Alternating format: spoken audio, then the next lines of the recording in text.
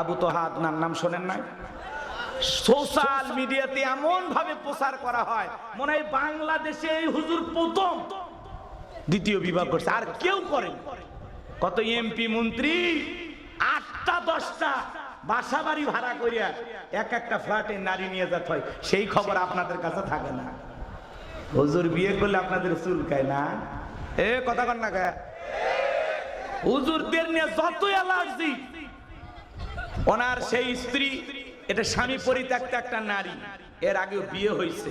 উনি ফেসবুকে আইসা বাপরে বাপ 2 ঘন্টার এক লাইভে যে কান্না করে অভিনয় করে বলছে মনে হয় বাংলাদেশের নিষ্পাপ রমণী এটা। এই নারীর কোনো দোষই নাই।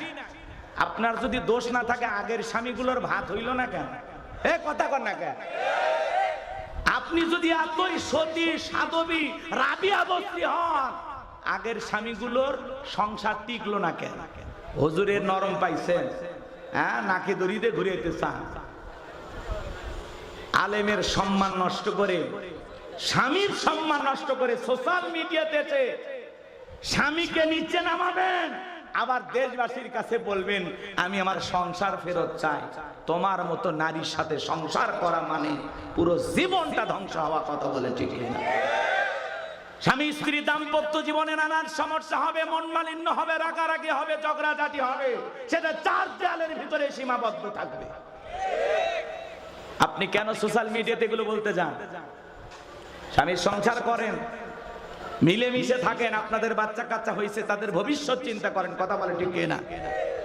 আজকে আপনি হুজুরের বউ হইয়া কথার ভিতরে পড়তা, আপনি সোশ্যাল মিডিয়ায় এসে কান্নাকারি করতেছেন যে আমাকে সেই ওই যে উপদেশটা নাই ছিল না, কি নাম, নাইদ নাই ভাই, কথা কয় না, ওই যে হাউন আঙ্কেল নিয়ে যায় নাইদকে পিটায় এদের পাশারে সাইড লাল করে দিছিল না, সেই পিটা পিটছে সোশ্যাল মিডিয়াতে আমরা দেখছি।